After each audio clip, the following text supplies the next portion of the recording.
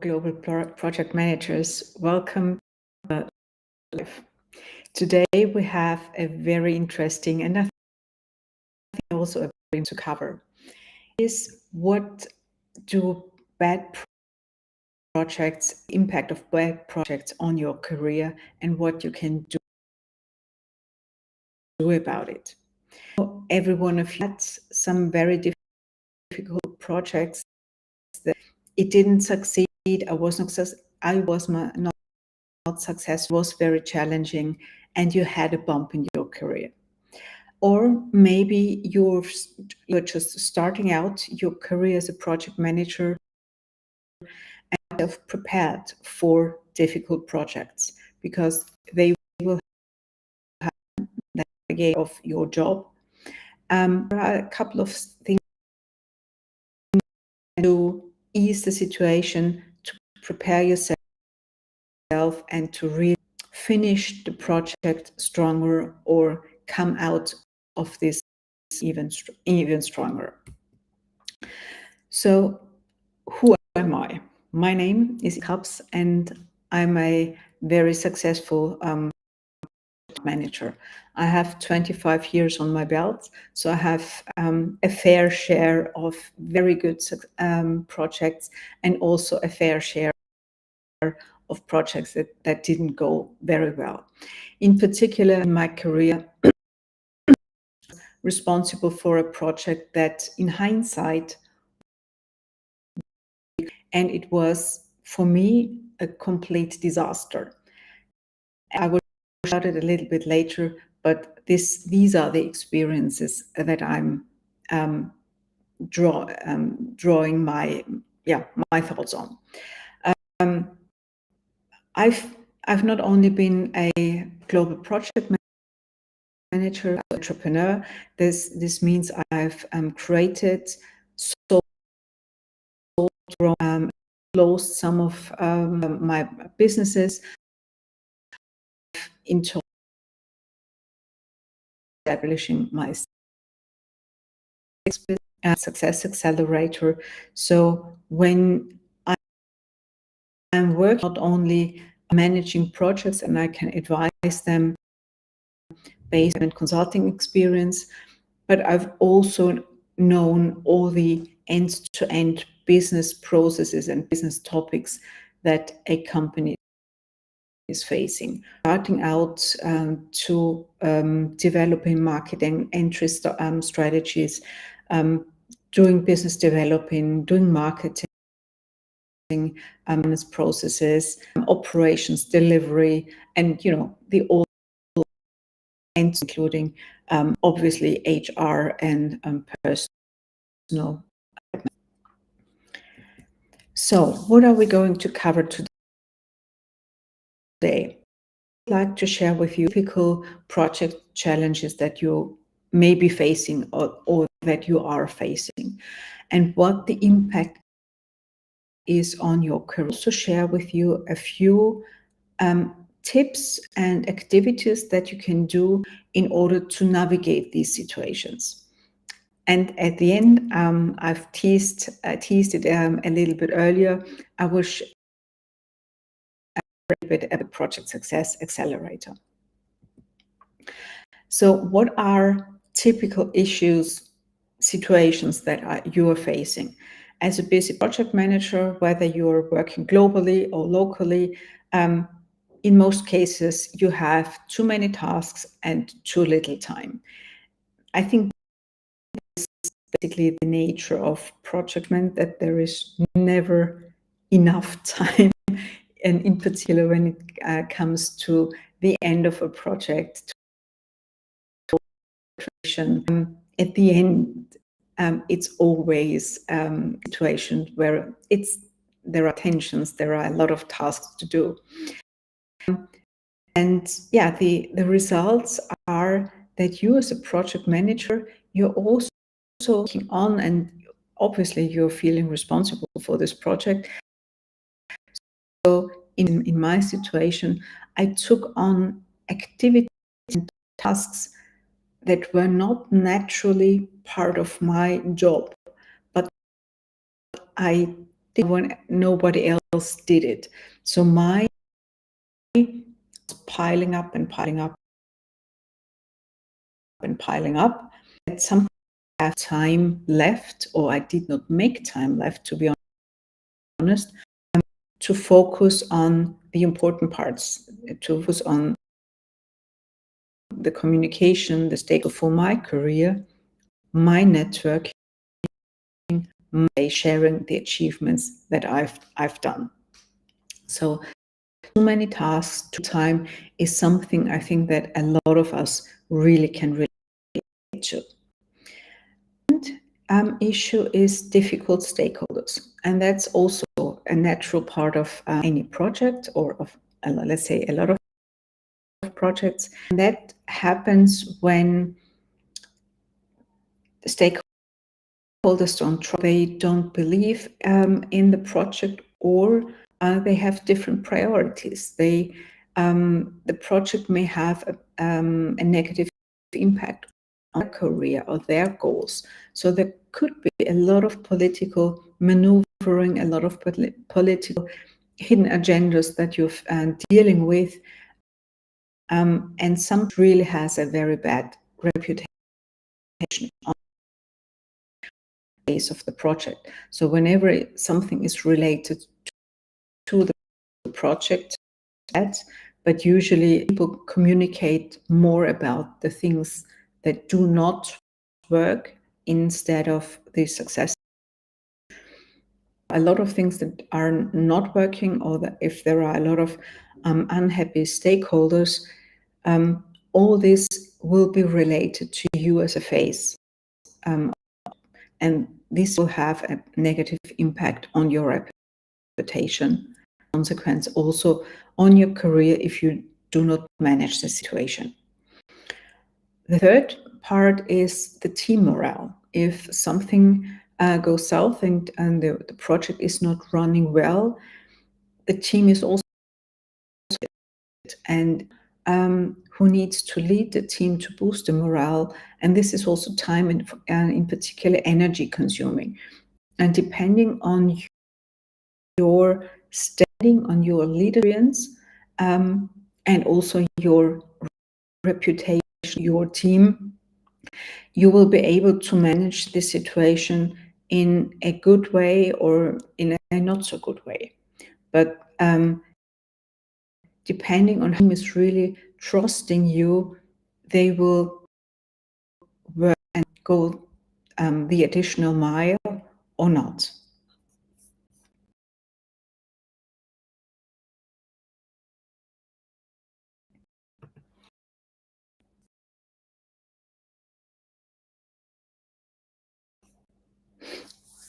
So what are root causes of these situations? In a lot of time, there is miscommunication. And miscommunication means the receiver, so your stakeholders, and this is, but also your team, so everyone who is involved in the project. And I'm sure that you have done really depth stakeholder analysis and stakeholder. The miscommunication happens when they don't understand what you or other people from the project are communicating. They misunderstand the scope, they misunderstand the project, or they have different expectations. Sometimes they are not informed. So miscommunication also, when you're not communicating, you can communicate, and this also can lead to miscommunication. So communication, or the communication, is in a lot of situations, and I would say of the conflicts and the difficult situations, the roots of this conflict. Then you have competing priorities. Priorities not only within the team, but also the setup of your project.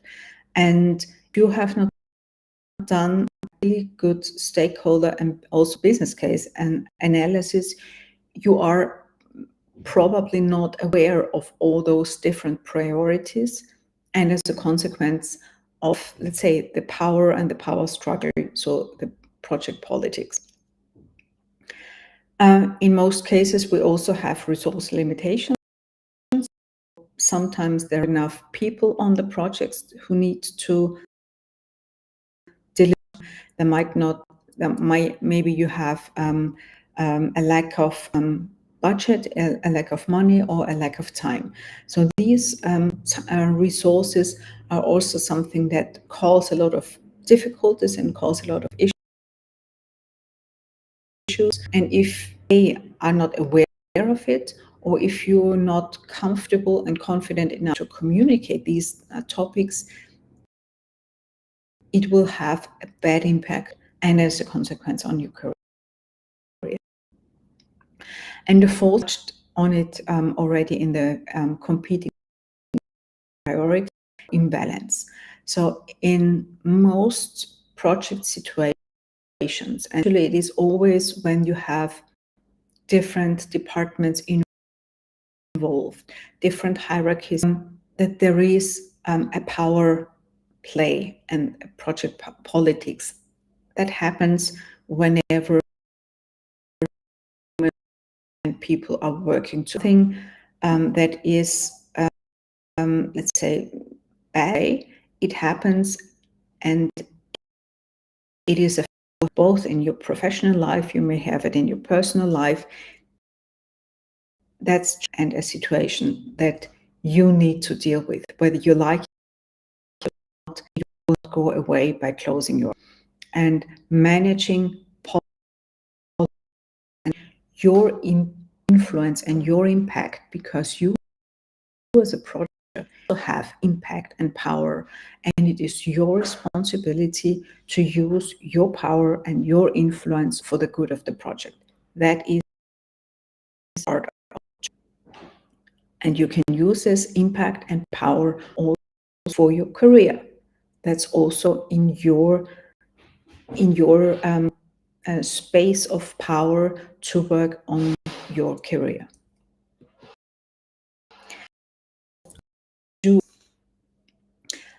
Or first, what is the impact of these situations on your career? And when you're purely focusing on the project delivered, you often lack the visibility, because you or a lot of people may not take the time for communicating of what is working and what is working well.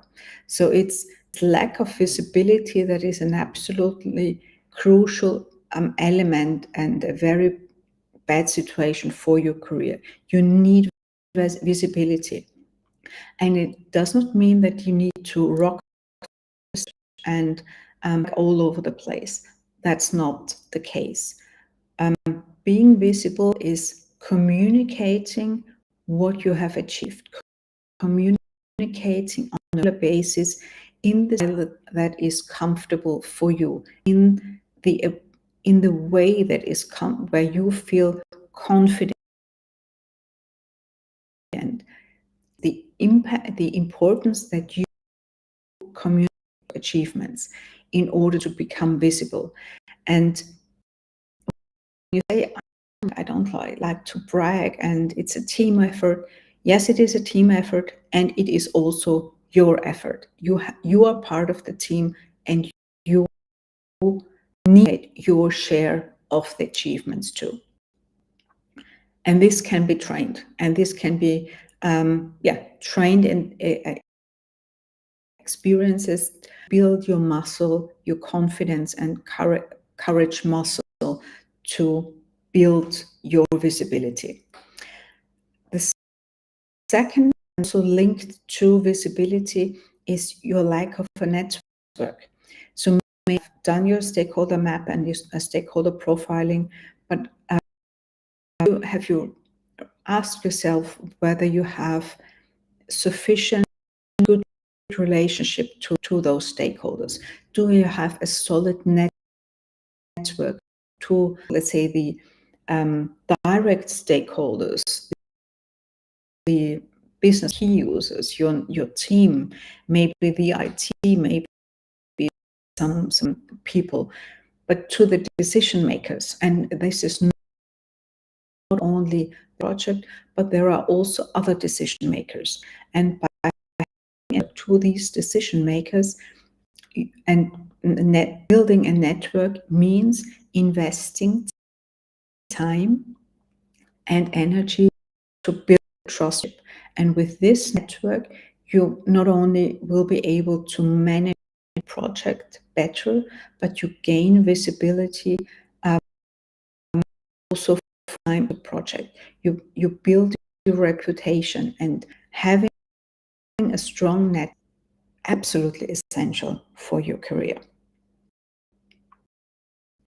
And not having the visibility and not having the network is that you probably will not get promoted, or that you're not in the situation where you say, actually, well, maybe you don't want to get promoted. That it could also be one situation, but maybe you want to negotiate, and where you say, I'm happy with the role I'm in, but I would like to have like to keep the salary and work less. So there are a lot of opportunities and combinations that you can negotiate in your next with your next approval or setting conversation with your line management. But if you can invest in the visibility, in your network, and also in your courage to actually demand these results, demand your promotion, get in the situation where you demand a higher and market appropriate salary, this will have a really bad effect on your career. So what can you do? One element is invest time. And I'm very frustrated when people say, I don't have time, because this is not true. Every one of us has 24 hours a day. So we have time.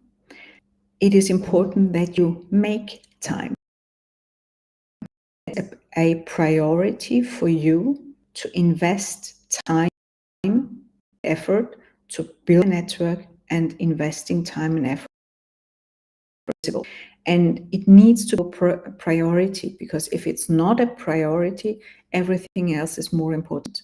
And yes, the project and the delivery and everything else is also important, but maybe there are things that you can delegate, and maybe some things are not as important with manager or with other people to actually reprioritize activities and tasks and delegate some of the tasks to other people, so that you have time, so that you have the to prioritize networking and visibility. It is of utmost importance that you make your career a priority for yourself. No one else will manage your career. No one else will push you. You need to take ownership, and you need to prioritize yourself. Second element is working on your reputation. You do have a reputation where they don't want to have a brand and a personal brand and whatever. The reputation is what people think of you, and you may have a different, or you may need a different reputation towards different stakeholders. Because, as an example, when you're leading your team, your reputation to the team is different than your reputation towards your line manager and your reputation towards business stakeholders, the sponsor or the management team. If you have different roles to play, you are in different. This is part of reputation management, and you need to be really what type of reputation do you want to have for and why for what, and then you can really work on your reputation. Say, perceived as a very trustful and reliable project leader towards top management. So what do you need to do to be trustful and reliable? This means communicating in a C-level appropriate way on a regular basis, so that towards you. Reliable, communicating possible risks and topics that may come up on early on and not when they have already happened. So the thing that you can do when you say, I would like to have a trustful and reliable reputation towards the C-level. You say you would like to have a fun and relatable relationship to your team members. Fun and relatable maybe means that you're making a joke once a while, or you're going out for a dinner and invest in a pizza.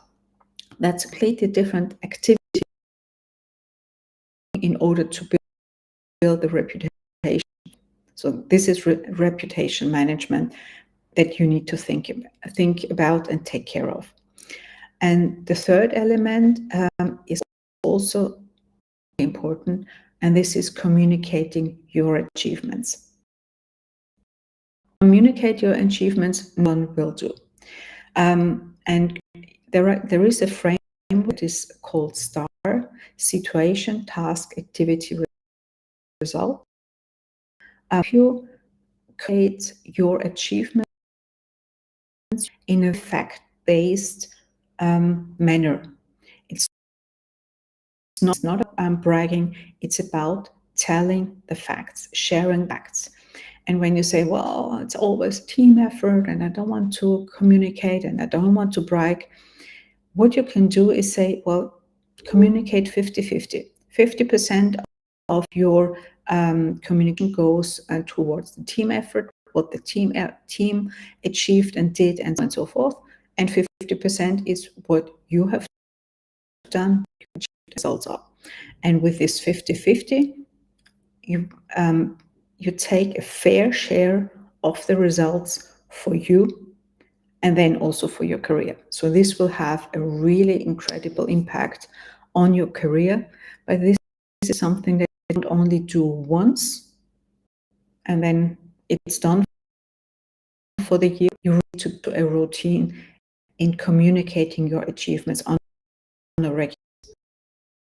Whether this a week, as an example, 3-sentence manager or 2 C-level or 2 key stakeholders could be one element, but it is really important that your line manager and the people who can promote you, who will take this decision to promote you, get these achievements, get these emails, and also understand that you want to get ahead, that you want to get a promotion. And that the promotion be that you are going to you don't want to lead a team. If you want to lead a team, tell them. But it's understand, well, what do you want? What do you want in the next 3 years? Everything to then 5 years, realistic, to be specific and concrete what you want to achieve for 5 years. So are the strategies that you can use to boost your career when things go south and you have a project to deal with. What I'm built in the last 6 months, when basically investing all and putting all my experience management, successful and management into the accelerator. And this is a program. We cover topics like stakeholder management, project politics, your reputation, your visions, your dreams, as well as communication, conflict, and change management. So these are, let's say, in my view, the top elements that you as a successful project manager and succeed in. How is the Project Success Accelerator structured? As a program, small groups. So we meet on a basis in a so-called hour. So you join this call and you can ask any question in a very safe space. And I would like the element safe space, because you can ask a project or also career-related question, but as there is no line manager in this call from your project team, it's completely safe and you can ask anything, and you will advise code instantly in this hour when you have a project, a topic, something to work on. So this is the weekly power hour. And then the second element is it's a month. So once hours, we will have a workshop, and this workshop is particular contents. We have so stakeholder profiling, we have done reputation management, we worked on dependency planning. So there are a lot of topics that to depth and not only discover and discuss the content of reputation or dependencies, but also on your project. And you can also exchange with others, they have done, what their experience is. So it's an incredible network who are in the same boat, who have or sometimes different experiences, but to really bring a lot of to the table. And the third element is there are self-paced modules, 9 self-paced modules on, and you can see it around the circles on the left-hand side on stakeholder management, politics, value visions, and so on and so forth. So elements are basically the modules where you can have based videos you can watch, and then there are also templates you write for your projects. So this Project Success Accelerator, I'm super happy for my current clients, and they've given me wonderful testimonials. So we have a first manager, and after 3 months, she received, her CEO was really of how she project, and it's a tool evaluation and budgeting process. I have also entrepreneurs, but also project managers in the digital and AI who value get challenged in the confidence and also learn new activity lying safe, the safe framework in that.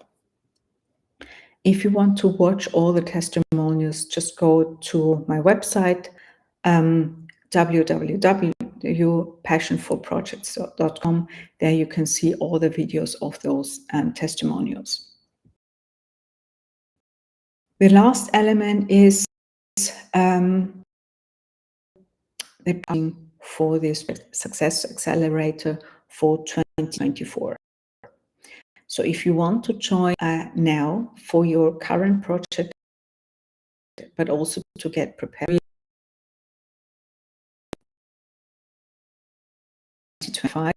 and join the program, the doors close on the 24th, and I think this is difficult to see.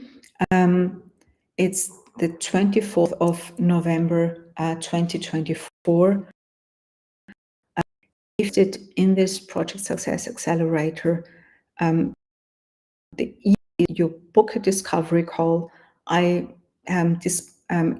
explain exactly. After the discovery call, you join, you choose your payment plan, whether you want to join for 6 months or an annual basis. So it's really totally up to most comfortable with. And then you join. So when you join by the 24th of November, the next call is Thursday after, where we will have the first power hours and then the next deep dive. So if you have any questions, DM me or just call and we can have a great conversation. I hope this was valuable for you. The next LinkedIn Live on Friday, and I